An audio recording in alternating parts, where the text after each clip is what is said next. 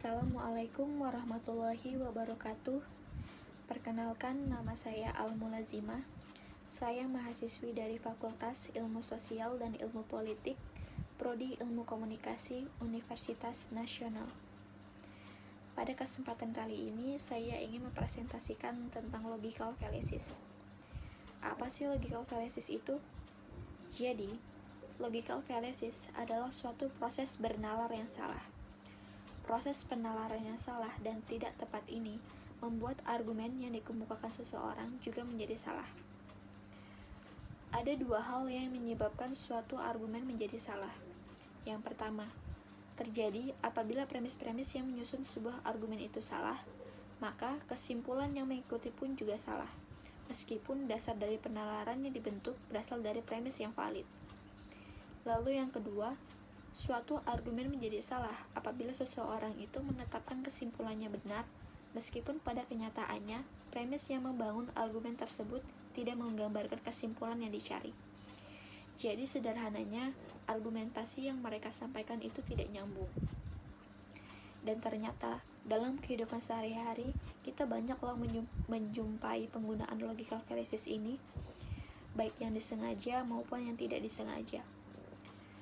Ada banyak tujuan kenapa seseorang menggunakan cara berpikir yang sesat dalam berargumentasi.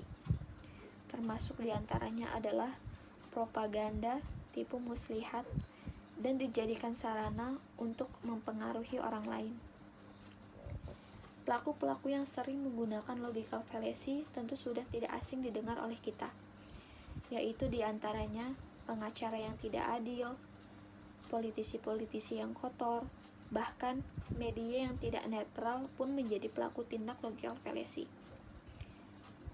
Tanpa disadari, dampak dari logical fallacy dapat menghambat masyarakat dalam mengetahui kebenaran. Ketidakmampuan berpikir kritis juga bisa menjebak masyarakat pada manipulasi yang dilakukan oleh orang yang ahli dalam berretorika. Dibodohi menjadi salah satu kata yang tepat apabila seseorang tidak paham mengenai logical fallacy. Jadi, penting bagi kita untuk mengetahui dan memahami apa itu logical fallacy, agar kita bisa membedakan mana pendapat yang tidak berguna dengan pendapat yang berguna atau pendapat yang benar dan masuk akal. Ada beberapa bentuk logical fallacy yang sering kita jumpai dalam kehidupan sehari-hari. Yang pertama ada ad hominem. Ad hominem adalah salah satu bentuk logical fallacy dengan ciri isi argumennya yang menyerang karakter lawan bicara, yang disahkan berdasarkan pengalaman atau pengetahuan yang didapat. Biasanya, orang yang menyerang orang lain secara langsung, baik itu untuk menyangkal argumen yang orang tersebut atau dengan tujuan mempertahankan diri. Ada dua bentuk logical fallacies ad hominem. Yang pertama ada argumen ad hominem abusif. Biasanya, argumen ini digunakan untuk menghina lawan bicara, bermakna kasar, dan melawan argumen seseorang dengan cara menjatuhkan karakternya. Tujuan lain dari argumen ini adalah untuk menyangkal intelijensi, penalaran seseorang, atau mempertanyakan kapasitas dirinya. Lalu yang kedua ada argumen ad hominem circumstantial. Pengungkapan argumen yang menggunakan sesuatu yang ia percaya dan keadaan lawan untuk membantah atau mengiyakan argumen lawan. Tentunya, argumen seperti ini tidak relevan dengan substansi yang dibahas, karena pada intinya seseorang menekan lawan bicaranya untuk menerima apa yang ia sampaikan. Contoh studi kasusnya, misalnya, Andi beranggapan kalau peringkat tinggi di sekolah itu bukan pencapaian penting. Sebaliknya, Andi lebih mengutamakan sikap jujur dan pemahaman ilmu yang mendalam. Lalu Siska berkata kepada Andi, "Kamu bicara seperti itu karena belum pernah ranking 1 sih."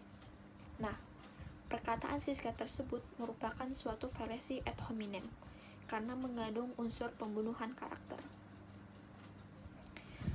Lalu yang kedua ada false cause. False cause adalah argumen yang disusun berdasarkan hubungan sebab akibat suatu kejadian. Menjadi fallacy karena suatu hal sebenarnya bukan menjadi penyebab atas kesimpulan atau argumen yang dimunculkan, namun seolah-olah menjadi penyebab utama. Fallacy ini terjadi karena suatu argumen disusun atas pemikiran bahwa setelah terjadi sesuatu, maka akan terjadi sesuatu yang lain. Padahal belum tentu ada hubungan yang kuat antar sebab akibat tersebut. Contoh studi kasusnya yaitu angka korupsi di negara ini meningkat dari tahun 2011 sampai 2016. Di saat bersamaan, kualitas pendidikan masa ini semakin meningkat dari tahun 2011 sampai 2016. Lalu ada seseorang yang berkesimpulan bahwa tingginya kualitas pendidikan itu justru menyebabkan tingginya angka korupsi di negeri ini. Pendapat orang tersebut merupakan logical fallacy karena ia mengaitkan antara dua hal yang bukan sebab akibat seakan-akan menjadi sebab akibat. Lalu yang ketiga ada black or white. Black or white argumentasinya bersifat memberikan dua alternatif pilihan saja, padahal sebenarnya ada pilihan lain. Argumen ini merupakan sebuah opini yang memposisikan lawan pada dua sisi, yaitu hitam atau putih. Apabila tidak memilih putih, maka otomatis ia hitam, dan begitu sebaliknya. Karena hanya menempatkan dua alternatif pilihan, tidak jarang argumen ini membuat lawan bicara menjadi dilema. Contoh studi kasusnya. Pak Budi tidak mendukung Jokowi, berarti Pak Budi pasti pendukungnya Prabowo. Padahal, Pak Budi tidak mendukung Jokowi bisa jadi bukan karena ia mendukung Prabowo, tapi karena ada alasan yang lain. Lalu berikutnya ada the straw man. Biasanya, argumen ini disusun dengan membuat susunan argumen lemah dan menghubungkan dengan lawan bicara, sehingga terlihat kuat dengan tujuan untuk menjatuhkan lawan bicara tersebut. Argumen seperti ini kerap digunakan seseorang yang ingin terlihat benar dalam perdebatan, dengan cara menempatkan lawan pada posisi yang buruk, sehingga terlihat salah. Contoh studi kasusnya. Semisal, ada seorang ayah yang menyuruh anaknya untuk menunda janji pergi dengan temannya karena ibunya sedang sakit. Kemudian, anaknya mempersepsikan bahwa ayahnya tidak memperbolehkannya pergi dengan temannya. Maka itu termasuk straw man karena sang anak memposisikan ayahnya yang melarang dia pergi dengan temannya. Padahal, sang ayah tidak melarang, tetapi menyuruh sang anak untuk menunda pergi karena ibunya sedang sakit. Lalu yang kelima ada appeal to authority. Ini adalah suatu kondisi di mana seseorang berargumen dengan merujuk pada suatu tokoh atau seseorang yang dianggap terpandang atau penting. Kesalahannya terletak pada apabila seseorang tersebut menggunakan pernyataan tokoh tersebut sebagai sebuah konklusi tanpa mencari alasan yang rasional atau pendukung dari argumen tokoh tersebut. Contoh studi kasusnya. Misalnya ada seseorang yang bertanya kepada temannya, "Bagaimana kualitas sekolah A?" Lalu temannya menjawab, "Kata Pak Bupati, kualitas sekolah A sangat buruk. Berarti benar kan dugaanku?" Nah, hanya karena pernyataan Bupati, bukan berarti hal itu otomatis menjadi kebenaran. Lalu yang keenam ada complex question. Complex question adalah sebuah kesalahan berpikir dengan mengajukan serangkaian pertanyaan kompleks untuk membuktikan kesimpulan yang diyakini. Pertanyaan-pertanyaan yang diajukan biasanya cenderung retoris dan mempunyai nilai tertentu yang mana hal ini digunakan untuk mencapai tujuan kesimpulan dari si penanya. Contoh studi kasusnya. Dini bertanya kepada Sari, "Apakah kamu yang mencuri dompet Dinda?" Lalu Sari menjawab, "Aku tidak mencuri dompet milik Dinda." Lalu Dini balas dengan berkata, "Tetapi pada saat itu hanya ada kamu di ruangan itu, dan berpotensi mencuri dompet Dinda.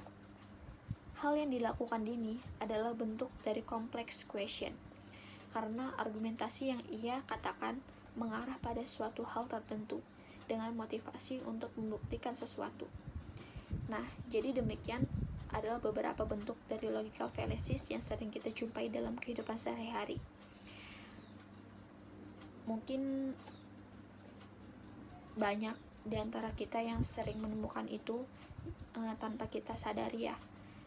Cukup sekian presentasi dari saya. Mohon maaf bila ada kesalahan baik dalam perkataan ataupun cara saya untuk menyampaikan.